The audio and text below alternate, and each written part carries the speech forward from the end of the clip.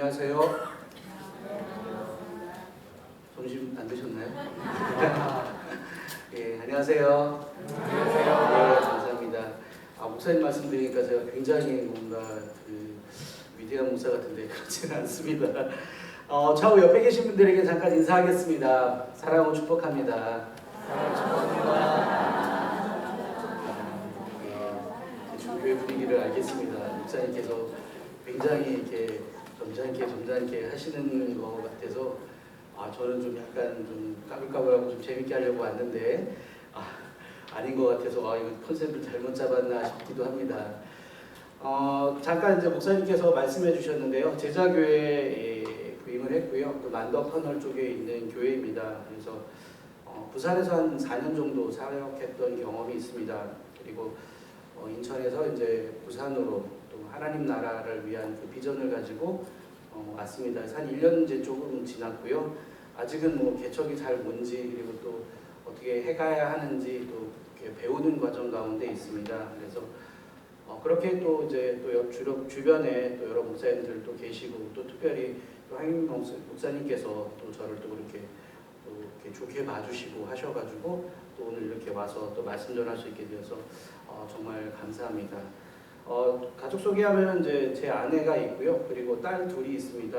딸 둘이 있고 이제 아이들이 둘 다 서울신대 다니고 있습니다. 큰 애가 이제 4학년이고 작은 애가 이제 1학년이고 예.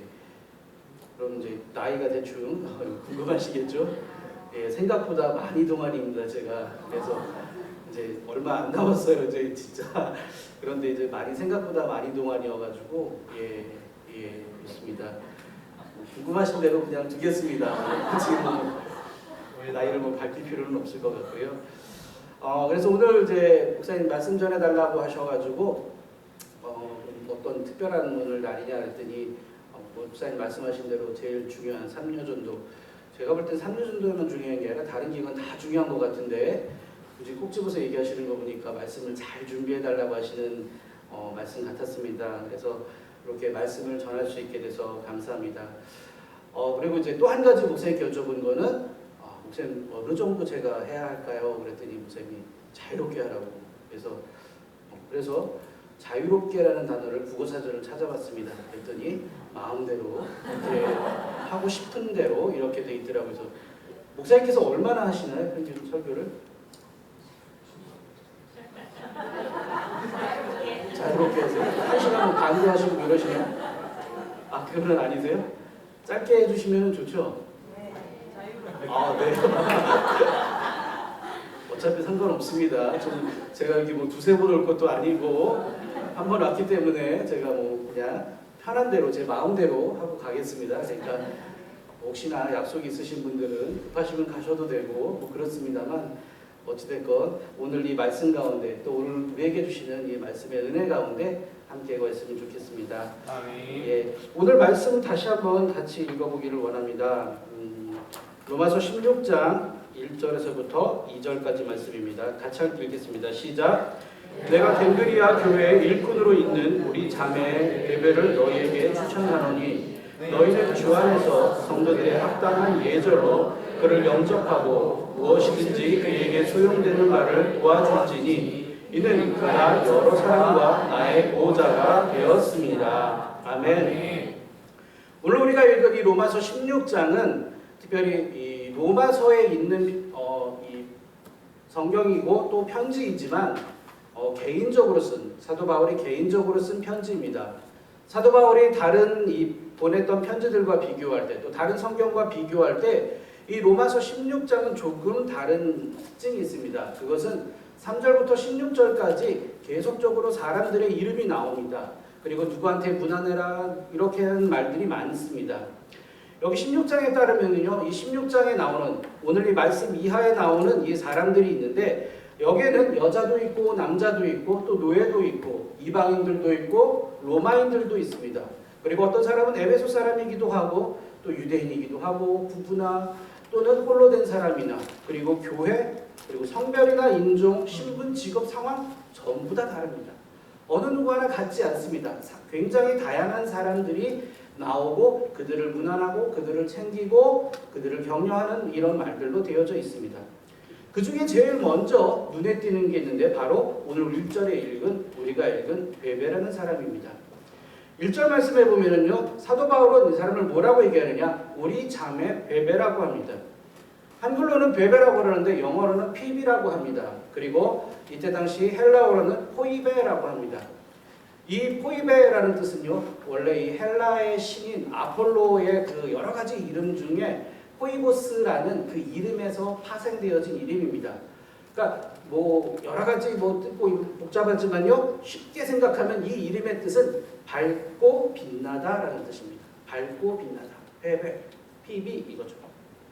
유대교의 입장에서는요, 그녀는 이방인이었어요. 그런데 예수님의 입장에서는 하나님의 사랑을 받는 자녀라는 것입니다. 초기 교회 많은 이방인들이 유대교로 또 그들의 어떤 생활을 위해 삶을 위하여서 유대교로 넘어온 사람들이 있습니다. 이번에 성지 갔더니 이쪽 그러니까 이 소아시아 지역에 있는 사람들이 왜 기독교인이 됐나라는 그 과정들을 보니까요, 유대인들이 이제 흩어져서 그 지역에 삽니다. 그런데 잘 살아요. 원래 그 땅의 주민이 자기들보다 잘 사니까 좀 궁금한 거예요. 기웃기웃거리다 보니까 너희도 유대인이 되면은 너희도 이렇게 살 수 있어라는 어떤 거래하기도 편하고 하는 이런 상황이었어요. 왜 그러냐면 유대인끼리는 증서를 써주지 않습니다. 우리 대금 이자를 받지 않아요. 그러니까 거래상에 굉장히 편한 이익들이 그들에게 있었다는 거죠. 그러니까 그들이 어디로 가느냐? 처음에 회당으로 들어가서 유대인이 됩니다. 그런데 유대인이 됐는데 어떤 일이 일어나느냐? 유대인들끼리 자기들끼리 모든 일들을 다 진행하라고 이방인 유대인들은 그냥 뒤에서 구경하는, 병풍처럼 구경만 하고 있는 그런 상황이었어요. 그런데 그곳에 누가 오느냐? 사도 바울이 와서 복음을 전합니다. 예언서와 그리고 또한 모세오경을 가지고 전하고, 그리고 그분이 바로 예수님이다. 그리고 그 예수를 믿으면 너희도 하나님의 자녀가 된다라는 그 말에 이방인들의 귀가 또 뜨여진 거예요. 아, 내가 지금 유대인 사회에서 내가 소외되어져 있는데 내가 예수님을 믿으면 내가 하나님의 자녀로서 내가 살아갈 수 있다는 그 신분과 그 기쁨이 그들에게 있었고, 그렇게 해서 그들이 거기에서 전도되어지고 그리고 그리스도인으로서 그들이 살아가게 됐던 거죠. 마찬가지로 이 베베도 아마 그랬을 것입니다. 그래서 그녀도 예수님을 믿고 세례받을 때, 그러나 그때 자기의 그 이름을 버리지 않고 그대로 사용했던 것 같습니다. 그러나 그 이름답게 그녀의 삶을 보면 아주 밝고 빛나는 삶을 살았던 여인으로 볼 수 있습니다. 이렇게 로마서 16장에 보면 수많은 사람들, 여러 사람들 중에 사도 바울이 이 베베라는 이 여인을 제일 먼저 언급하고 있는 것으로 보아 뭔가 중요하다는 것을 알 수 있고, 또 그녀가 이 갱그리아 교회와 사도 바울에게 어떠한 위치가 있었는지 생각해 볼 수 있을 것입니다. 그러면 이 베베는 어떤 사람일까요? 이 베베는요, 섬기는 사람입니다. 1절 말씀해 보면은 내가 갱그리아 교회의 일꾼으로 있는 베베라고 말하고 있습니다. 베베를 갱그리아 교회의 일꾼이다라고 말합니다. 이 일꾼은 헬라어로 디아코노스라고 얘기하고, 또한 이게 영어로는 집사 디아콘으로 그렇게 번역이 됩니다. 당시의 집사는 지금의 장로와 같이 교회의 모든 일들을 도맡아서 하는 사람이 바로 집사였기 때문에 베베는 지금으로 보면 한 여자 장로쯤 그렇게 되는 것으로 보여집니다. 이것은 교회가 그녀를 공식적으로 집사로 임명하고 사역했다는 것을 알 수 있습니다.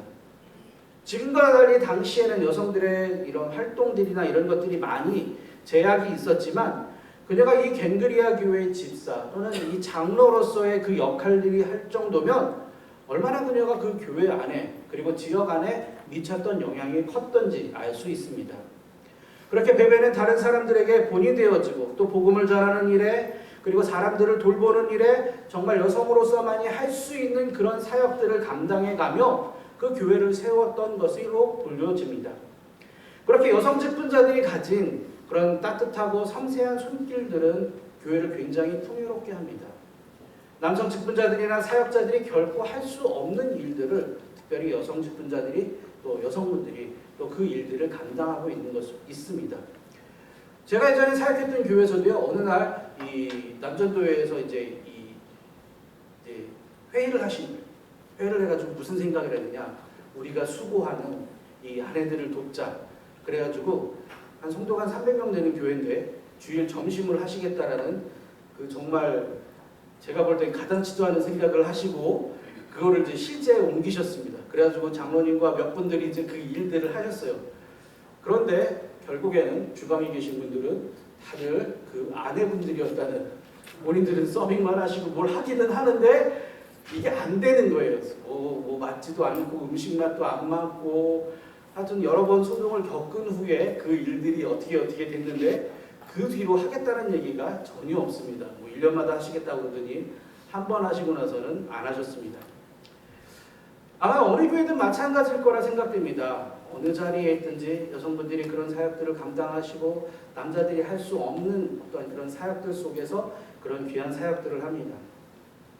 하나님을 찬양하기도 하고 또 복음을 전하기도 하고 또 성도들을 또 가르치기도 하며 또 온 교인들이 맛있는 식사할 수 있도록 준비하는 일들, 그게 수많은 셀 수 없는 일들을 감당하면서 함께 교회를 세워왔던 것입니다.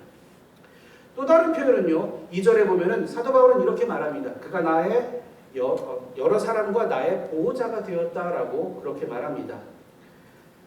바울은 베베가 자기를 어떻게 도와줬는지에 대해서 구체적으로 말하고 있지는 않지만 자신뿐만 아니라 이미 여러 사람들이 이 베베의 도움을 받았다고 말합니다. 여기서 말하고 있는 보호자라는 뜻은요, 말 그대로 여자 보호자 그리고 또 여자 후원자라는 뜻으로 바나바와 같이 자기가 가진 모든 것을 사람들에게 내놓은 그런 사람이라는 의미를 가지고 있습니다. 이것은 아마 그녀가 예수님을 영접하고 나서 그녀 안에 하나님 주시는 그 큰 사랑으로 인하여서 기꺼이 교회 성도들과 자기의 것을 나누고 함께 살아갔던 그 바나바와 같이 이 베베도 이런 역할들 그리고 이런 일들을 감당했을 것이라 보입니다. 아나니아나 삽비라처럼 보여주기식으로 뭔가 자기가 거기에서 뭔가를 얻을 것을 위한 목적이 아니라 정말 기쁘게 바나바와 같이 그렇게 섬기며 살아갔던 것으로 보여집니다. 그렇게 교회로부터 또 성도로부터 또 하나님으로부터 받은 사랑이 그녀 안에 이렇게 너무나 컸기에 아마 이렇게 사랑하며 또 섬기며 살아갔을 것이라 생각되어집니다. 아마 그냥 혼자서 그렇게 하라고 했으면 못했을 것인데 교회가 그녀를 그렇게 인정해주고 또 그런 하나님의 은혜 가운데 있었기 때문에 그녀는 섬기며 사랑하며 마치 여러분들처럼 그렇게 살아가실 것입니다. 오늘 이 교회에 있는 여성분들만 한번 손들어 보시겠습니까? 예, 여성분들만. 안 드시면 아닌 걸로 간주하겠습니다. 예, 감사합니다. 내려주시기 바랍니다. 여러분의 섬김이 정말 귀합니다. 그리고 여러분이 교회의 보호자이고 그리고 교회의 후원자이십니다. 오늘 이렇게 말씀을 전하는 것, 오늘이 여전도회 헌신예배이기 때문에 그렇습니다. 제가 남전도회 헌신예배 때는 오면은 다른 얘기를 하겠죠. 예, 그러니까 오늘은 조금 남자분들이 그렇구나 뭔가 이렇게 좀 아시면 될 것 같습니다. 그렇기 때문에 여러분들이 교회에서 섬기는 그 섬김과 봉사는 사람들의 눈에 보이지 않을 수 있습니다. 때로 작은 일에 아무도 신경 쓰지 않는 곳에 여러분의 손길이 닿고 여러분이 그 자리 가운데 있습니다. 그런데 여러분의 그 섬김은 찬양의 가사처럼 하늘에서 해같이 빛날 것이고 주님이 알고 계시다라는 것입니다. 그렇기 때문에 남자 성도님들이나 우리 모두는 그렇게 생각해야 됩니다. 이 사역이 얼마나 귀한 사역이고 또 그 작은 헌신과 그 섬김들이 얼마나 귀한 것인지 알아서 늘 격려하고 따뜻한 감사로 또 전할 때마다 어떻게 보면 더 큰 사랑과 감사로 여러분들에게 돌아오게 될 줄 믿습니다. 베베가 그렇게 할 수 있었던 것도 아마 교회 안에 이런 일들이 있지 않았을까 싶습니다. 근데 뭐 그렇게만 생각할 문제가 아니라 지금 당장 해보면 더욱더 좋을 것 같습니다. 제가 알기로는 경상도 남자들이 겉으로는 굉장히 무뚝뚝한데 속으로는 굉장히 여리다고 하는 걸로 알고 있습니다. 그래서 남자분들께서는 좀 옆에 계신 분들에게 또 다른 직분자이나 성도들에게 좀 감사하다는 인사를 좀 전해주셨으면 좋겠습니다. 감사합니다라고 좀 같이 함께 인사를 좀 나누셨으면 좋겠습니다. 감사합니다. 전적인 경상도교회거든요. 좀 크게 좀 돌아온 데니까요, 이게. 감사합니다. 돌아온 데니까요. 예, 감사합니다. 섬겨주셔서 감사하고 또 돌봐주셔서 감사하고 또 맛있는 식사로 또 함께 해주셔서 감사합니다. 이런 거겠죠. 또 사도 바울이 이 베베를 또 어떻게 말하고 있느냐? 사도 바울이 추천을 하고 있다라고 말합니다. 1절에 보면 추천한다라고 말하는데요. 너희에게 추천하노니라고 합니다. 로마서 16장 1절에서 2절 이 말씀은요. 베베의 추천장이라고도 다른 이름으로도 불리기도 합니다. 이와 관련해서 학자들 사이에 여러 가지 또 의견들이 있기도 하지만 저는 로마서에 이 서신이 붙어있는 것으로 볼 때 베베가 이 로마서를 로마 교회에 전달했다라고 보고 또 그렇게 보는 학자들도 있습니다.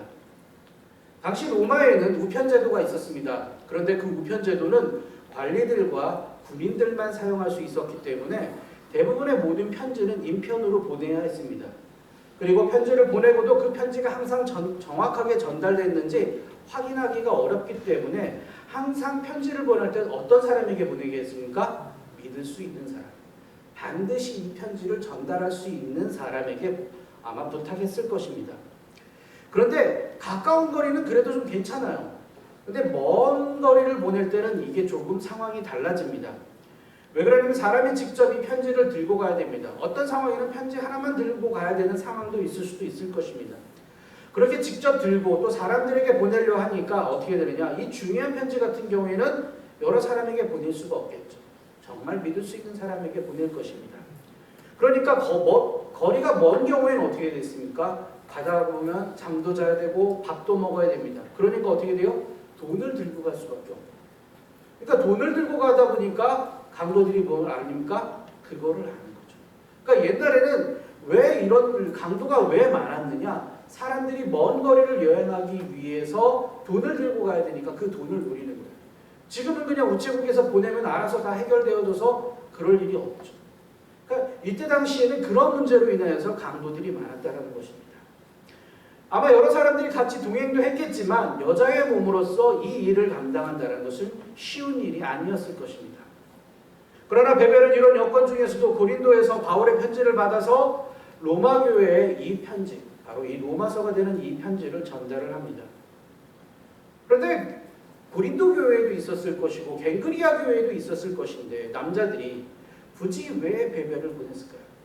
그것은요, 두 교회를 통틀어서 가장 믿을 수 있는 사람, 그리고 가장 신임받는 사람, 그리고 무슨 일이 있어도 이 편지를 전할 수 있는 사람이 바로 베베라는 확신이 사도 바울에는 있었기 때문에 바로 오늘 1절에서부터 2절의 이 추천장을 따로 써서 바로 교회에게 보냈던 것입니다. 그렇게 사람에 대한 신뢰는 사실 하루아침에 만들어지는 것이 아닙니다. 바울은 평소에 그녀의 삶을 보았고 그리고 그녀의 인격을 보았고 그리고 그녀가 하는 모든 일들이 어떤지를 그는 분명히 보았고 또 사람들에게 들었을 것입니다. 그리고 함께 사역을 하거나 이러면서 아마 이 일에 그녀가 가장 적임자라고 어떤 상황에서도 반드시 이 편지를 로마 교회에 전달할 거라는 확신이 그에게 있었기 때문에 그렇습니다. 이렇게 추천장은 중요합니다. 그리고 오늘 1절에서 2절까지 이 추천장은 특별히 어떤 의미를 가지고 있느냐? 이 추천, 이것은 바로 내가 책임지겠다라는 의미입니다. 성경에 보면 사도행전에 특별히 추천장이라는 단어들이 많이 나오는데요. 이 추천장이 왜 중요하냐? 당시에 참되고 충성스러운 신자, 진짜 신자가 누구냐? 바로 그것을 증명해 추천장을 써준 사람을 통하여서 이 사람이 증명되어지는 것입니다. 그래서 이 사람이 어떤 신분인지 확인하는 방법이에요. 지금이야 뭐 주민등록번호 넣고 뭐 하면 은행이나 이런 데서 신용조회하고 해서 다 나오지만 그때 당시에는 권위 있는 누군가의 추천장, 글 하나가 그 사람의 신변, 모든 것들을 대변해 주기 때문에 그렇습니다. 또 이 추천장은요, 추천장을 가지고 오지 않은 사람들, 즉 이교도라든지 또는 이교적 성향을 가진 이단이라든지 이런 사람들이 교회에 들어오는 것들을 막는 역할도 했습니다. 그리고 추천장은 여행 중에 이 편지나 또 사도 바울이라는 이 글을 보고 다른 어떤 교회에 들어갈도 이 사도 바울이라는 이 누구인지를 아는 사람들은 아마 이 베베를 도와주고 섬겨주고 또 계속적으로 이렇게 이 여행할 수 있도록 돕는 일들을 했을 것입니다. 그러니까 고대에서 이 추천장이라는 것은 굉장히 중요합니다. 지금도 마찬가지고요. 그렇기 때문에 누구를 추천한다는 것, 이것은 내가 그 사람을 책임지고 보증하겠다는 의미입니다. 제가 어떤 선배 목사님으로부터 이제 이런 얘기를 들었습니다. 이제 본인이 어떤 이제 지방 내 우리 이 부산 서지방 내 어떤 위치 정도에 이제 있으니까 자꾸 이제 다른 교회 목사님들이 전화가 오시는 경우가 있대요. 목사님, 그 교회 목사님 좀 어때요? 그러면은 그 목사님은 그렇게 얘기한대요. 그 목사님 좋습니다. 괜찮습니다. 말씀도 잘 전하고 좋습니다. 이렇게 하면은요 청빙이 안 이루어진다고 합니다. 그런데 전화가 왔을 때 그 목사님 어때요? 그러면요 그렇게 말씀하시대요. 제가 보증합니다. 확실합니다. 걱정 안 하셔도 됩니다. 이렇게 하면 된다는 거예요. 그 말은 뭡니까? 목사니까 다른 목사님에 대해서 상황을 모르니까 좀 나쁜 말을 할 수 없죠. 그 사람은 뭐 안 돼요. 뭐 이렇게 하지 않죠. 그냥 좋다라고 말합니다. 그러나 좋다고 말하는 것과 내가 책임지겠습니다라는 의미는요 완전히 다르다는 것입니다. 그렇게 사람을 추천한다는 것, 내가 믿고 보잖아요. 지금 말하고 있는 이 베베 내가 추천한다. 내가 나와 같다라고 표현하고 있는 것입니다. 내가 모든 책임을 지겠다라고 말합니다. 저도 제 주변에 있는 몇몇 분들을 그렇게 어느 누구에게나 추천할 수 있는 분이 있습니다. 혹여나 어떤 분이 좀 강사로 오면 좀 추천할 만한 분이 있습니까? 라고 그러면 저는 제가 아는 분들 몇몇을 추천을 합니다. 아주 자신 있게 추천합니다. 그리고 추천했을 때 그 교회로부터 제가 좀 아니었어요. 이런 얘기를 들어본 적이 단 한 번도 없습니다. 왜냐하면 제가 제 얼굴을 걸고 뭐 제가 지금 그 대단한 건 아니지만 제가 아는 상태에서 그 상태에서는 제가 추천드리는 분들 중에서 그런 얘기를 들어본 적이 없습니다. 그렇기 때문에 추천한다라는 것 마찬가지일 겁니다. 여러분들도 어느 누구에게 누구를 추천할 때 제가 추천합니다. 제가 보증합니다. 그렇게 말할 수 있는 사람들 분명히 있으리라 생각되어집니다. 저는 부산중앙교회 3여전도 회원뿐만 아니라 여기 계신 모든 성도님들이 우리 황 목사님께서 여러분들을 어느 누구에게나 소개할 때마다 그렇게 자신 있게 추천하는 성도님들이 되기를 축복합니다. 아멘. 특별히 교회에 왔을 때 목사님께서 자꾸 인사를 시키세요. 뭐 우리 집사님, 누구 장로님, 하다못해 이 고등부 아이들까지 솔직히 제가 봐도 모릅니다. 한 번 와가지고 봐서 저를 이렇게 얼굴을 잘 몰라요. 그런데 목사님께서 자꾸 소개시켜 주세요. 그걸 보면서 목사님께서 자신 있구나. 이 말씀을 전하면서 적용되어지는 목사님께서는 정말 고등부 아이들부터 하다못해 굉장히 어린 아이까지 한 3살, 4살 된 아이까지 있었는데 아이까지도 추천하면서 말씀하시는 거예요. 장로님들뿐만 아니라 모든 사람들을 만나는 길에 아마 저렇게 와서 카페에서 차 마시고 오는 중에 만난 분들은 거의 다 인사하셨을 생각됩니다. 그렇게 목사님께서 추천하시네요. 그러니 여러분들이 얼마나 복받고 또 얼마나 귀한 분들인지 다시 한번 느끼게 됩니다. 그리고 또한 우리가 그런 사람들이 되어야 된다고 생각됩니다. 어느 누가 나를 추천해 줄 수 있다.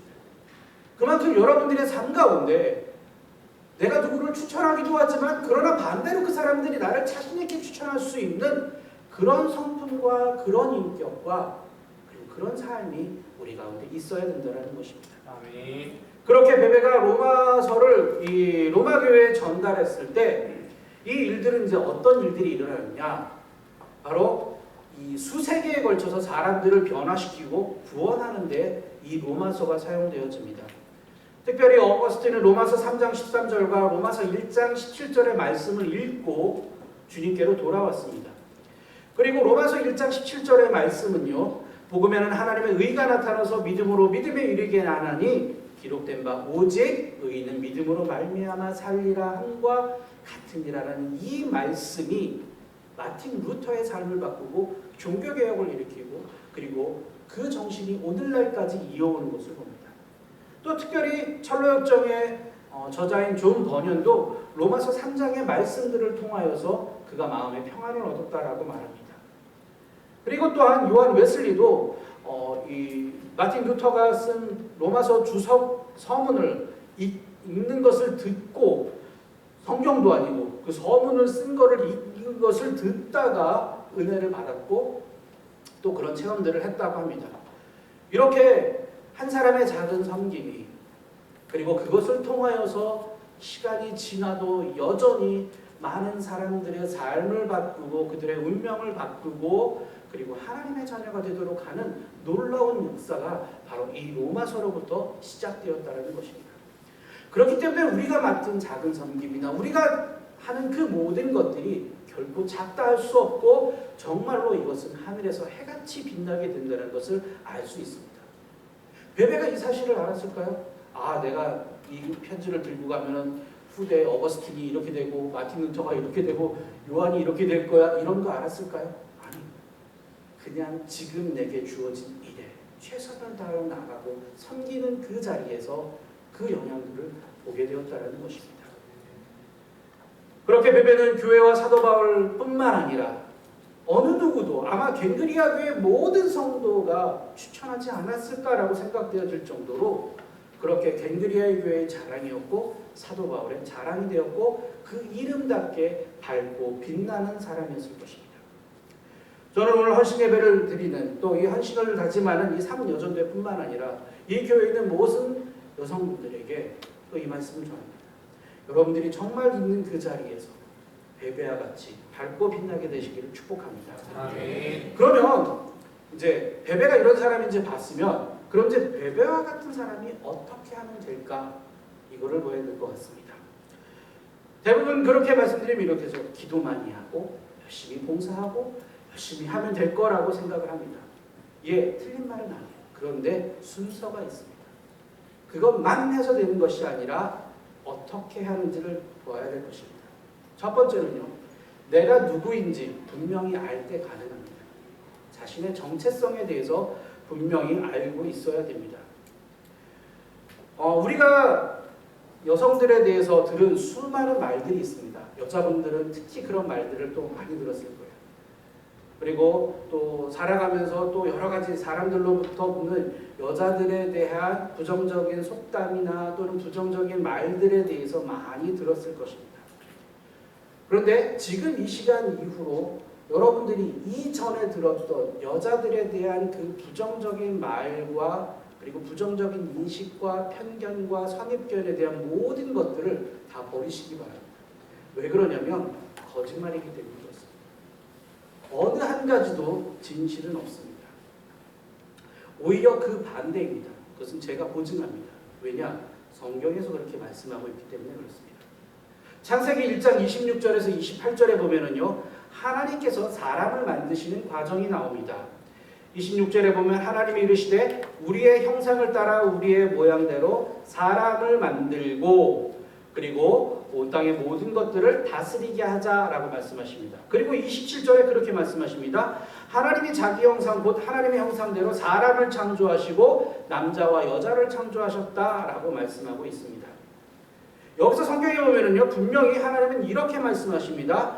하나님께서 하나님의 형상을 따라서 남자를 먼저 창조하시고 여자를 나중에 창조하셨다고 하지 않습니다. 성경은 분명하게 사람을 창조했다는 겁니다.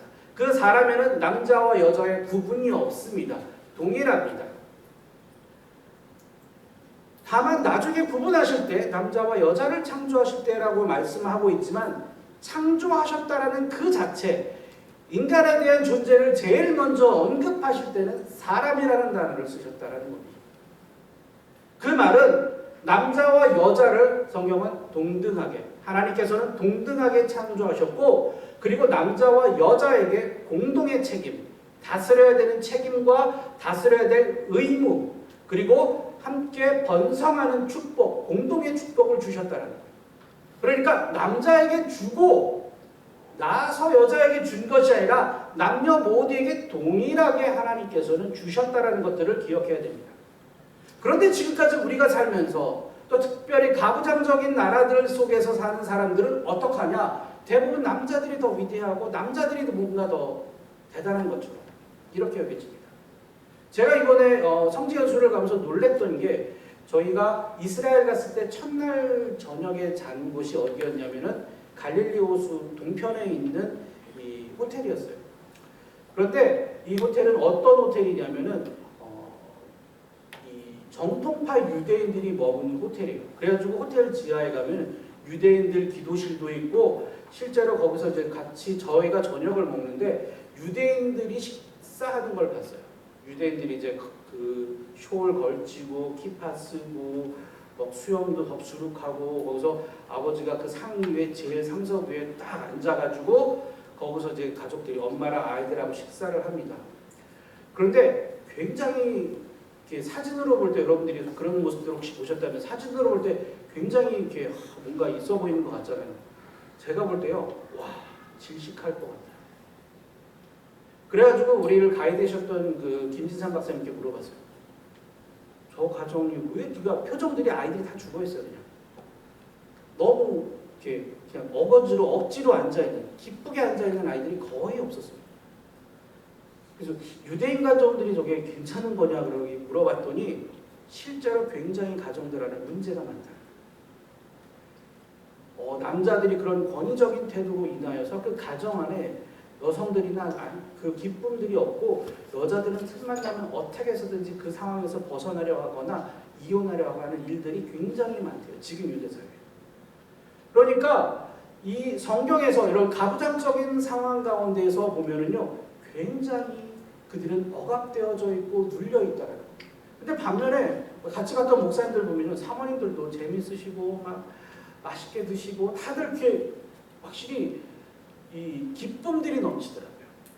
그런데 유대인들 가정 보니까 너무나 죽어 있는 것들을 봅니다.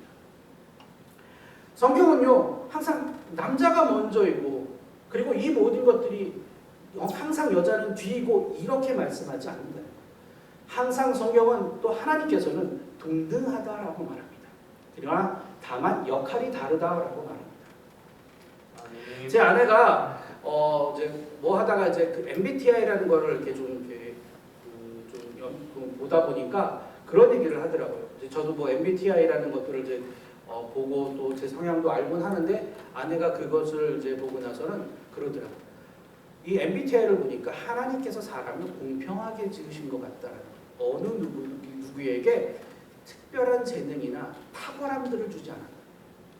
이게 굉장히 탁월한 것 같지만 한쪽으로는 약하고 그 약함이 다른 사람의 탁월함으로 채워지도록 맞춰나갑니다.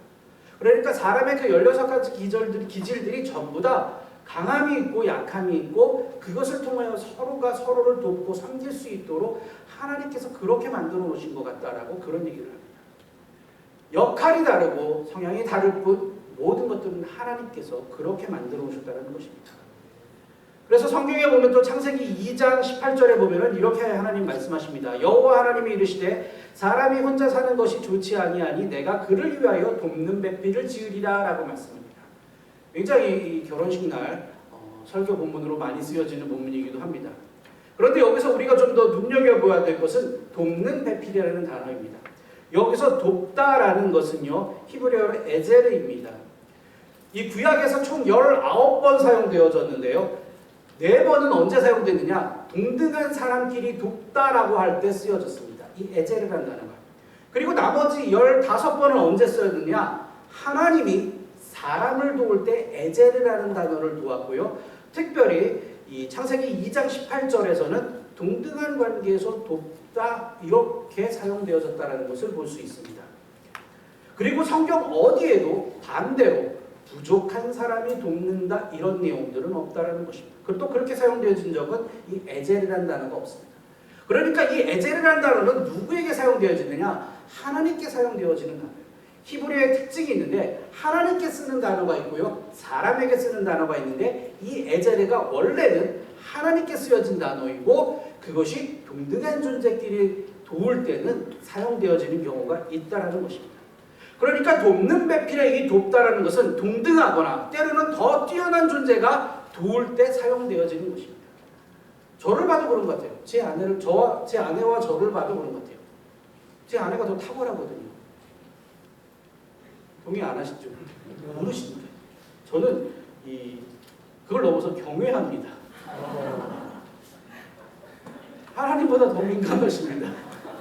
제 표정 하나에 벌써 제 심리를 알고 하는데 정말 두렵습니다. 때로는. 아마 여기 계신 남자분들 웃으시는데요. 동일하게 경험하시리라 생각되어집니다. 더 탁월해요. 센스도 빠르고 뭔가 빨리 알아차리고 하는 것들이 더 탁월합니다. 부족하지 않아요. 제가 지금 결혼해서 살아보니까 절대 부족하지 않습니다. 그렇게 아담과 하와는요 동등했기 때문에 적합하게 돕는 배필이 될 수 있었던 거예요.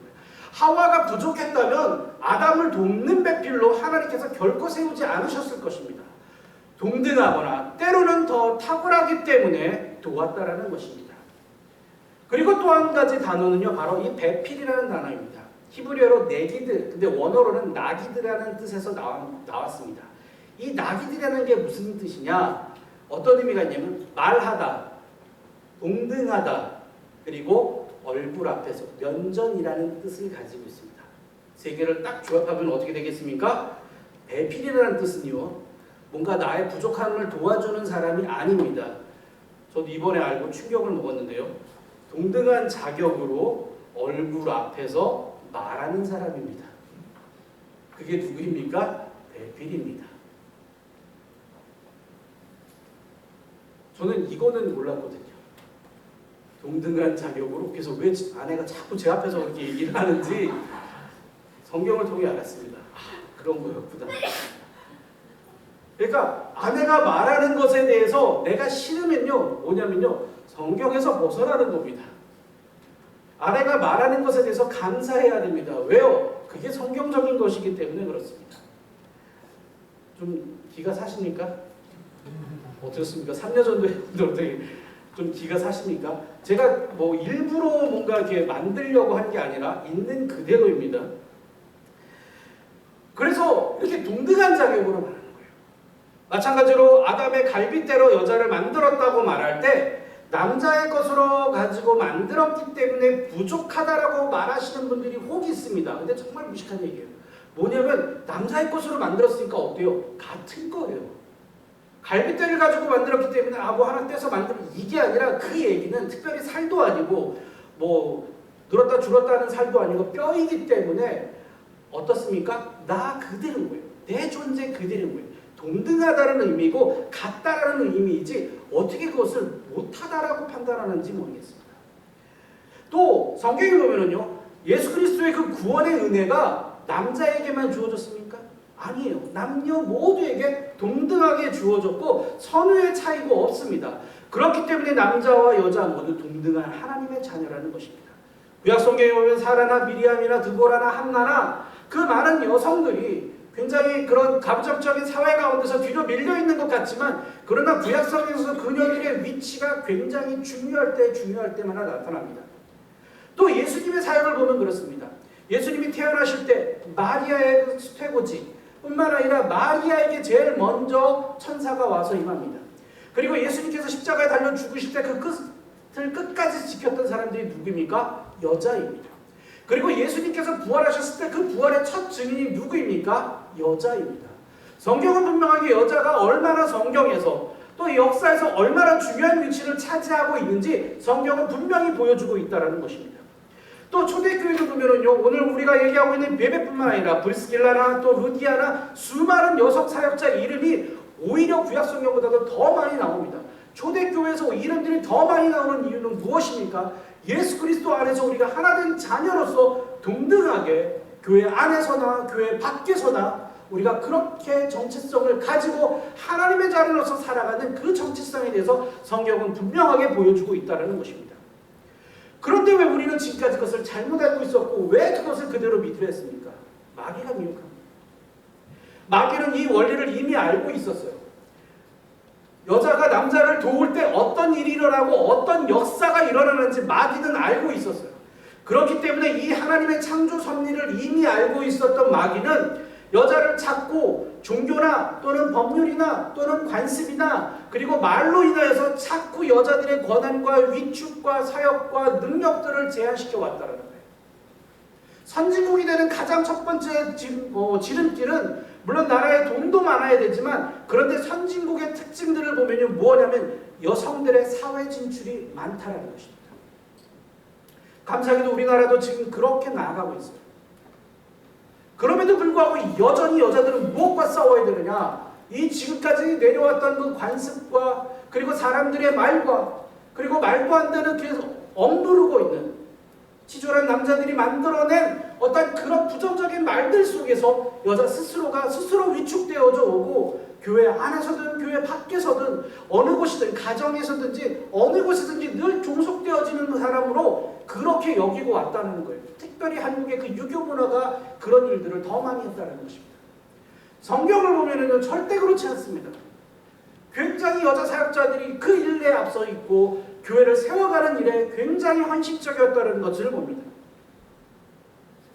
암탉이 울면 집안이 망한다는 말로 여성들을 사회나 교회에서 위축시켜왔던 그것들을 고쳐야 된다. 그렇기 때문에 우리가 제일 먼저 알아야 되는 것은 진리를 알아야 된다.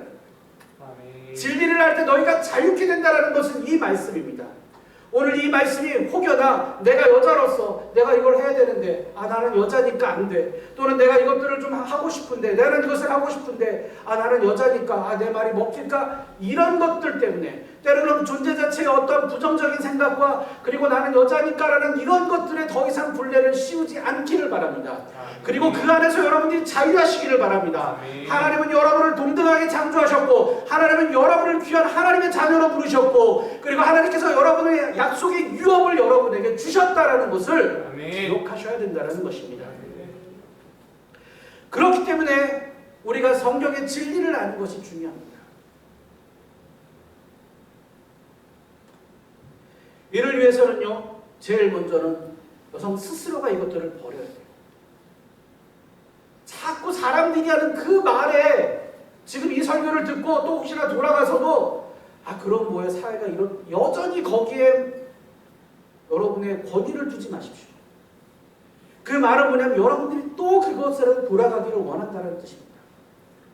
여러분들이 어디에 권위를 두셔야 되느냐? 하나님의 말씀에 권위를 두시고 그 말씀 위에서 살아가시기를 바랍니다. 아멘. 단 0.1%도 여러분들이 그 생각, 지금 이 시간 이후로 그 생각을 버리시기 바랍니다. 하나님께서 나를 동등하게 창조하셨고 나도 이 세상을 다스려야 할 책임과 의무가 있고 거기에 부족한 남자들까지 도와줘야 할 책임이 있다는 것, 그것을 가지고 자신감 있게 살아가시기를 바랍니다. 그렇게 될 때 어떤 일들이 일어나냐? 기적이 일어나는 거예요. 그렇게 할 때 놀라운 하나님의 역사가 일어나게 되는 것입니다. 자녀들이나 남편들이 그리고 가정이나 가족이 교회와 사회에 놀라운 변화의 역사들이 일어나게 되는 것입니다. 아멘. 많은 이야기가 묻혀 있어서 그렇지 지금도 기도하는 아내들이나 어머니들의 기도가 얼마나 놀라운 일들과 변화들을 일으키는지 여러분들은 모르실 겁니다. 기도하는 어머니들 그리고 기도하는 아내의 그 힘과 그리고 그 지혜가 세상을 바꿔가고 그리고 나라 그리고 여러분의 삶을 바꿔가는 것입니다. 그렇기 때문에 모든 부흥의 시작은 어디서 시작이 되느냐? 바로 여성들이 내가 누구인지 나의 자신이 누구인지 그 정체성을 분명히 알 때 시작되는 것입니다. 두 번째는요, 나의 사명을 알 때 가능합니다. 좀 갑작스러운 질문이 될 수 있겠지만은요, 한 가지 질문을 드리겠습니다. 예수님께서 이 땅에 왜 오셨을까요? 이제 성탄절도 얼마 안 남았는데 예수님께서 이 땅을 왜 오셨을까요? 크게 얘기하셔도 됩니다. 웬만한 거 다 맞습니다. 이 땅에 왜 오셨을까요? 우리의 죄를 대신해서 십자가에 지시기 위해서. 예, 그렇게 맞습니까? 예. 그것만 혹시 알고 계시다면요, 반만 하시는 겁니다. 여러분이 예수님께서 이 땅에 오셔서 나 같은 죄인을 위하여 혹 이 세상에 나 혼자밖에 없더라도 나를 위해서 예수님께서 이 땅에 오셔서 십자가를 지셨다라고 말하는 것, 예수님께서 하신 모든 사역의 딱 반만 합니다. 한국교회는 뭐를 놓치고 있느냐? 거기까지만 얘기합니다. 중요한 건 그 이유를 얘기하지 않습니다. 그렇기 때문에 그리스도인들이 어떻게 살아가느냐? 세상적으로 볼 때 손가락질 받고 타락하게 되는 거예요. 구원은요, 우리 그리스도인은 구원이 우리의 끝이 아닙니다. 예수님은 우리를 위하여서 구원받기 위해서 우리에게 하나님 나라 가는 천국 가는 티켓을 우리에게 쥐어주기 위해서 이 땅에 오신 것이 아닙니다.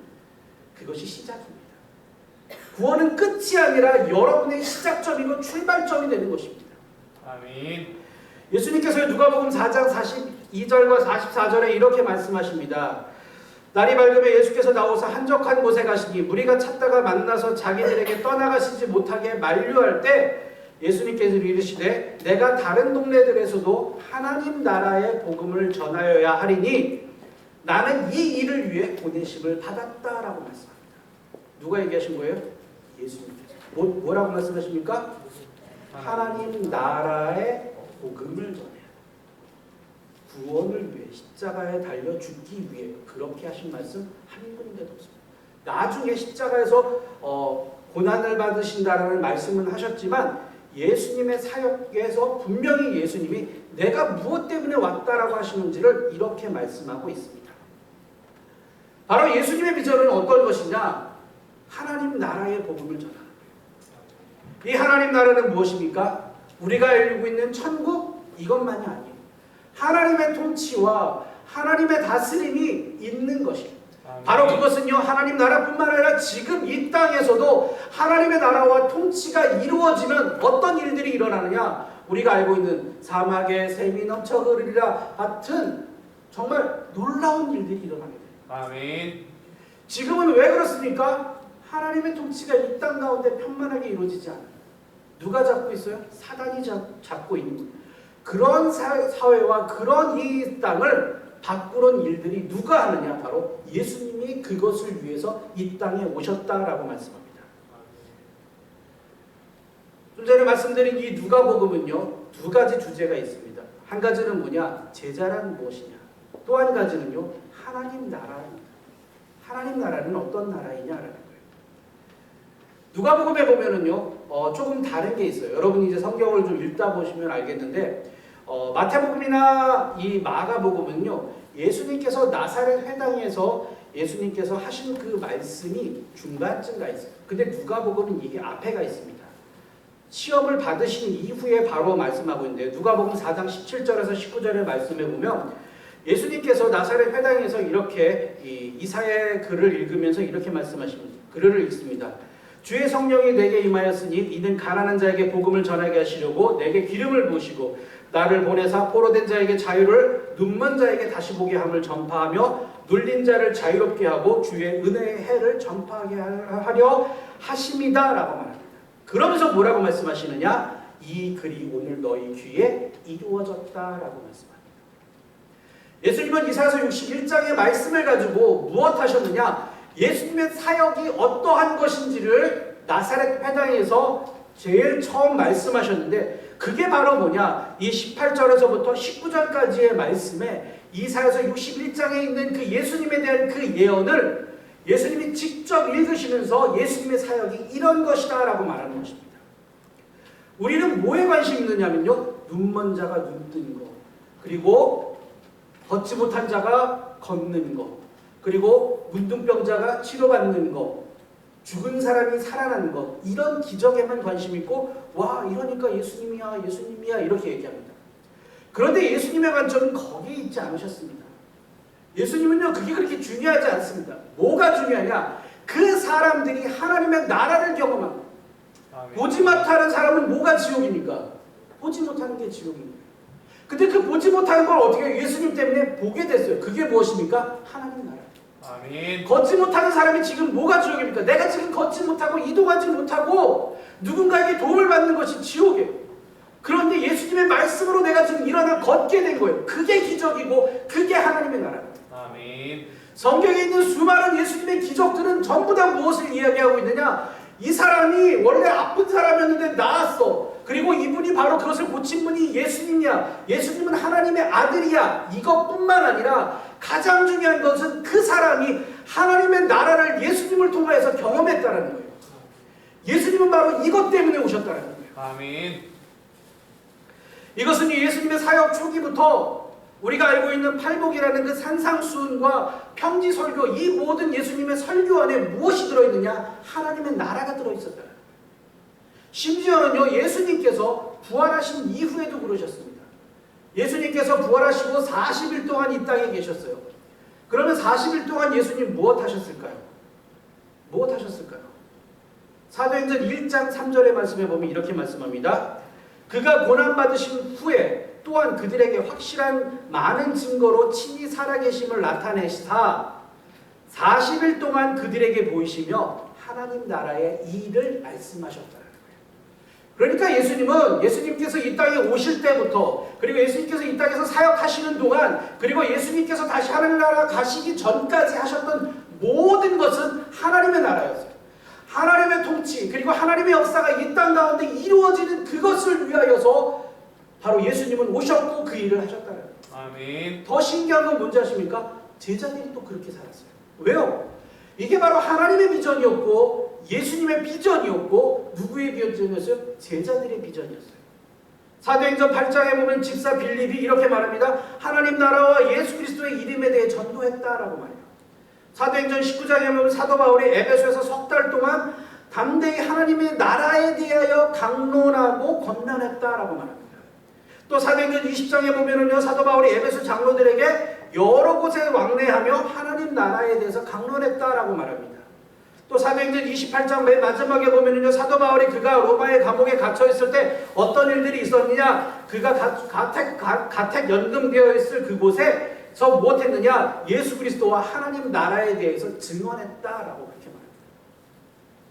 그러니까 이 하나님 나라에 대한 비전은 예수님뿐만 아니라 제자들, 사도 바울까지도 이것에 대해서 얘기했어요. 특별히 이 사도행전을 보면 딱 제자들은 두 가지만 얘기합니다. 예수 그리스도, 하나님 나라. 성경을 보세요.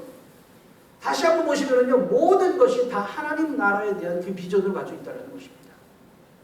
바로 이 하나님의 나라는요, 마태복음 6장 10절에 예수님께서 제자들에게 가르쳐준 그 기도와 일맥상통합니다. 하늘의 뜻이 이 땅에서도 이루어지는 거예요. 하늘의 뜻이 무엇입니까? 하나님의 뜻이. 하나님의 성품대로 사랑과 온유와 화평과 절제와 인내와 양선과 이런 모든 하나님의 성품들이 이 땅에서 동일하게 이루어지는 것, 그것이 바로 하나님이 원하셨던 하나님의 나라를 말하고 있는 것입니다.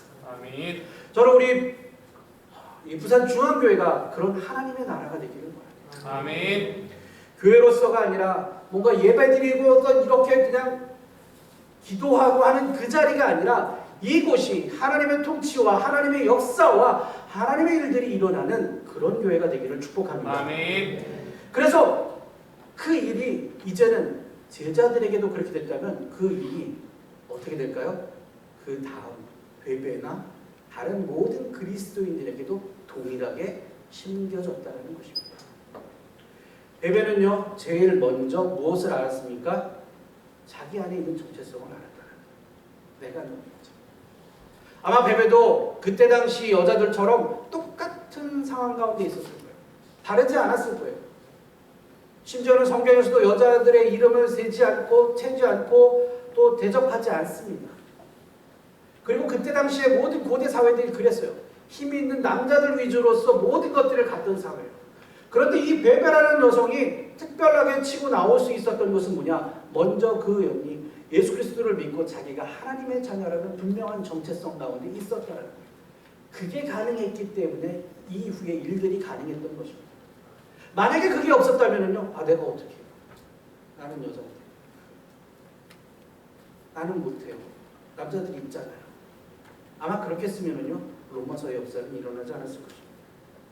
동일하게 베베가 그렇게 자신의 정체성을 알고 내가 누구인지를 알고 나서, 그리고 나의 파워가 어떤 것인지를 알고 그것을 가지고 사역할 때 그 갱그리아 교회에 하나님의 역사가 있었을 것이고, 또 그렇게 또 하나님의 사명을 가지고 나갔던 베베 또한 그 하나님 나라의 복음을 전하는 일에 헌신되었다는 것입니다.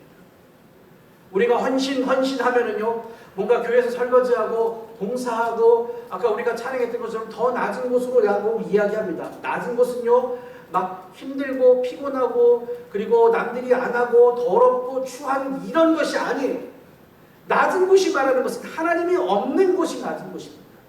우리가 정말 낮은 곳으로 내려가야 된다는 것은 하나님이 없는 그 낮은 곳으로 가서 그들에게 복음을 전하고 그들이 하나님의 나라를 살도록 경험하도록, 똑같이 내가 여자였지만 천대받고 멸시받고 사람들에게 별거 아닌 취급받았지만 하나님이 나를 자녀 삼아주시고 내가 이제 이렇게 당당하게 자신감 있게 살아가고 그래서 이것에 대해서 내가 하나님 나라를 먼저 누리고 그것을 가지고 너희들도 그렇게 살 수 있다고 너희의 운명이 바뀌고 너희의 삶이 바뀌고 너희의 가정이 바뀌고 네가 속한 집안이 바뀌는 이것에 대하여서 동일하게 베베도 전했을 것입니다. 아멘. 오늘 부산중앙교회에 있는 3여전도회뿐만 아니라 모든 여성분들이 이것들을 확인하기 바랍니다. 아멘. 여러분의 헌신이 지금 하시고 있는 헌신들과 수고 충분합니다. 잘하고 계십니다. 그러나 보다 더 본질적인 헌신은 뭐냐? 내가 구원받고 하나님의 자녀가 되고 이런 분명한 정체성을 확인하고 이제 본질적으로 해야 되는 것은 하나님의 나라의 복음을 전하는 것입니다. 아멘. 이번에 이제 절친 전도한다고 하셨는데요. 바로 그거예요. 예수님을 모르는 사람들, 그 낮은 자리에 가서 여러분들이 해야 되는 것은 지금 내가 예수님을 믿고 달라진 나의 삶, 바뀌어진 나의 표정, 그리고 바뀌어진 나의 모든 생활들, 그리고 정말 예수님이 없었다면 내가 이렇게 살 수 없었을 나인데 하나님께서 나를 이렇게 바꾸신 그것을 전하고 나누는 거예요. 교회 가자, 이번에 가면 뭐 선물 준다더라, 뭐 한다, 이게 아니에요. 내가 바로 그 증거다라는 거예요. 내가 바로 그 증인이라는 거예요. 여러분이 바뀌어진 삶을 가지고 전도하는 것이지 교회에 이번에 한 번만 가보자 이게 아니에요.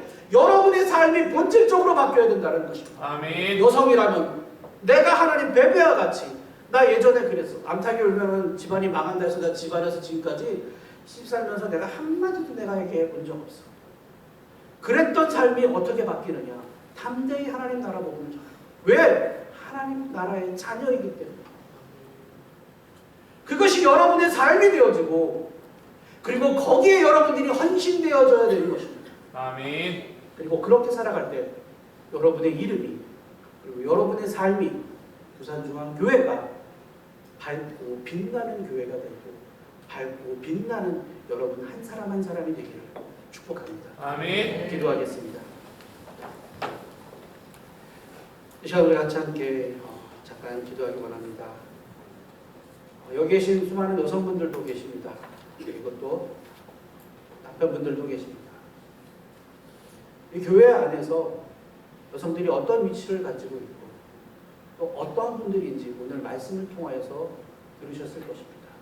그리고 지금까지 혹여나 이런 말들에 의해서 유혹당하고 그리고 이런 말들에 대해서 상처받으셨다면 여러분들 삶 가운데서 다시 이 말씀을 기억하시기 바랍니다. 여러분 하나님의 자녀입니다.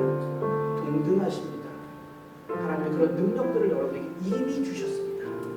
믿고 나가서 쓰시면 성령께서 여러분과 함께 하실 것입니다. 아멘. 그것이 여러분의 본질적인 헌신이 되어야 되고 그리스도의 본질적인 사명이 되어야 되는 것입니다. 시간 그 말씀을 가지고 우리 같이 함께 합심으로 같이 함께 동성으로 기도하겠습니다. 주신 아버지 하나님 감사합니다. 오늘 우리에게 주시는 이 말씀을 우리 가운데 듣게 하시는 또한 믿게 하시는 또한 이 말씀대로 살아갈 수 있도록 인도하여 주시옵소서. 성령 하나님 앞에 준비하는 그 잘못되어지는 것들과 잘못되어지는 말에 상처받고 그것 때문에 실망하고 그것 때문에 자라고 그것 때문에 포기하고 그것 때문에 낚시가 되는 사람들의 삶이 바뀌어지기를 원합니다. 진리가 우리의 삶 가운데 역사되어지고 그 말씀이 우리의 삶을 바꾸고 하나님 앞에 우리의 소명을 바꾸고 우리의 가정을 바꾸고 하나님 나아갈 수 있는 사람들이 일어나게 하여 주시옵소서. 특별히 아버지 하나님 주시는 이 말씀의 은혜가 하나님 아버지 우리 모든 영에 흘러넘쳐 하나님의 능력의 말씀으로서 우리가 이 말씀을 들고 나가게 하여 주시옵소서. 우리의 삶 가운데 우리 부산중앙교회 모든 성도들의 삶에 사고 넘치는 역사가 되게 하여 주시옵소서. 그 말씀의 능력으로 하나님 함께 세상을 나갈 이기며 승리하는 아버지 그리스도의 믿는 생각으로 주님 역사하여 주시옵소서. 이 시대가 우리 가운데 역사가 넘치게 해주시고 하나님 아버지 말씀이 우리 삶 가운데 심어져 아버지 하나님 열매를 맺는 아버지 그리스도가 될 수 있도록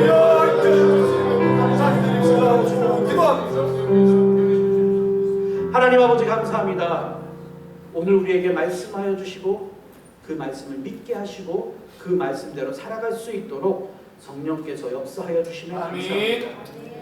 하나님 이제까지 모든 부정적인 성경의 말씀이 아닌 모든 부정적인 말씀들을 하나님 이제 잊어버리겠습니다. 아멘. 하나님의 말씀에 권위를 두겠습니다. 담대히 하나님의 자녀로서 동등하게 그리고 그렇게 살아가며 또 동등하게 대우하는 또 대접하며 섬기는 우리 교회가 될 수 있고 아멘. 우리 부산중앙교회가 될 수 있도록 주님 역사하여 주시옵소서. 아멘. 하나님 이 생명의 말씀을 우리가 취합니다. 그리고 이 말씀대로 살아가겠습니다. 주님 역사하여 주시옵소서. 아멘. 감사드리며 예수님의 이름으로 기도드립니다. 아멘.